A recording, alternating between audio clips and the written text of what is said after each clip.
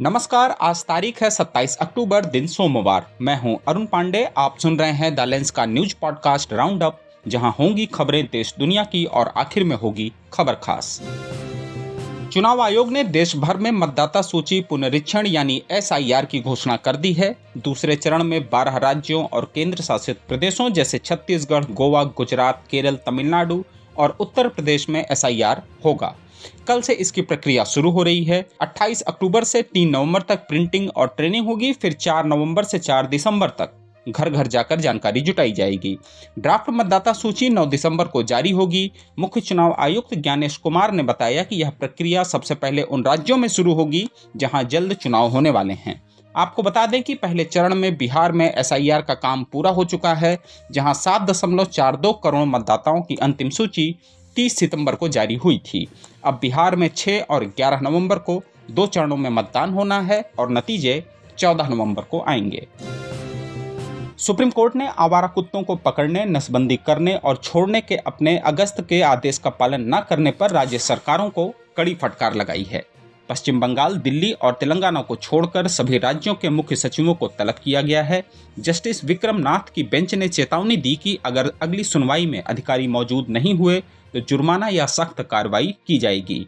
Court ने कहा कि मुख्य सचिव स्पष्टीकरण दें, वरना दंडात्मक कदम उठाए जाएंगे। सभी मुख्य सचिवों को 3 नवंबर को कोर्ट में हाजिर होने का आदेश दिया गया है।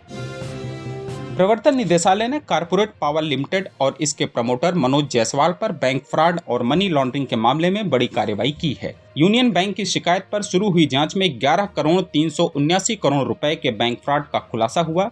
ईडी ने कंपनी और डायरेक्टर्स की 65 करोड़ रुपए से अधिक की संपत्तियां जब्त की, जो महाराष्ट्र, कोलकाता और आंध्र प्रदेश में है। यह घोटाला 800 से ज्यादा सेल कंपनियों और 5000 बैंक खातों के जरिए अंजाम दिया गया था। CPL ने झारखंड में पावर प्रोजेक्ट के नाम पर फर्जी दस्तावेजों से लोन लिया और फंड को गबन किया। 2013-14 में कंपनी का खाता NPA घोषित हुआ, जिससे बैंकों को भारी नुकसान हुआ। उधर छत्तीसगढ़ की राजधानी रायपुर में छत्तीसगढ़ महतारी की मूर्ति तोड़ने वाले आरोपी मनोज कुर्के को तेलीबांधा पुलिस ने गिरफ्तार कर लिया है। आरोपी ने पूछताछ में बताया कि उसने दिमागी हालत खराब होने के कारण मूर्ति तोड़ी।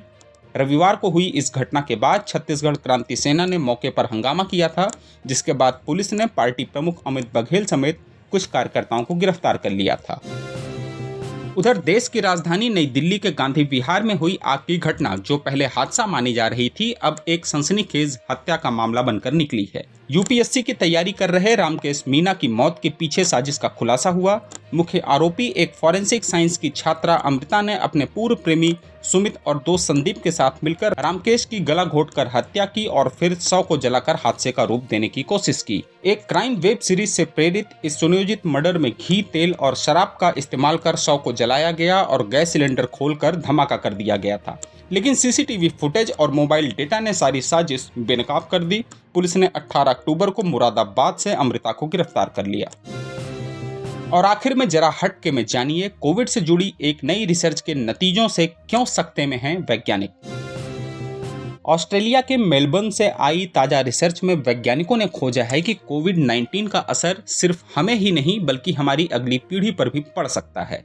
जी हाँ, सुनने में थोड़ा अजीब है, लेकिन जानिए ऐसा क्यों है। फ्लोरे इंस्टीट्यूट के वैज्ञानिकों ने एक नर चूहे को कोविड वायरस से संक्रमित किया और फिर उनकी संतानों पर नजर रखी। नतीजा, जो चूहे कोविड से प्रभावित पिता से पैदा हुए वे ज्यादा घबराए से नजर आए। खासकर मादा संतानों में यह बदलाव साफ दिखा। उनके दिमाग के उस हिस्से में जो भावनाओं को कंट्रोल करता है, कुछ जीन अलग ढंग से काम करते हुए मिले और ये सब पिता के शुक्राणु में मौजूद RNA पर वायरस के असर की वजह से हुआ। इस शोध की लीडर एलिजाबेथ क्लीनमैन कहती हैं, ये बेचैनी शायद कोविड का लंबे वक्त तक रहने वाला असर हो सकता है। अब वैज्ञानिक ये जानने की कोशिश में हैं कि क्या ये नतीजे इंसानों पर भी लागू होंगे। अगर ऐसा हुआ तो ये लाखों बच्चों और उनके परिवारों के लिए बड़ा सवाल खड़ा कर सकता है। वैसे कोविड ने पहले ही हमें मानसिक स्वास्थ्य और पढ़ाई जैसे मोर्चों पर झटके दिए हैं। WHO कहता है कि इस महामारी ने 70 लाख से ज्यादा जिंदगियां छीनी और लॉकडाउन ने बच्चों की पढ़ाई में गैप डाल दिया, जो आज भी भरा नहीं जा सका है। तो आज के लिए बस इतना ही। कल होगी फिर मुलाकात नई खबरों के साथ। खबरों को विस्तार से पढ़ने के लिए विजिट करिए हमारी वेबसाइट thelens.in। यूट्यूब के अलावा हमारे पेज को X, Facebook और Instagram पर भी फॉलो करें। शुक्रिया।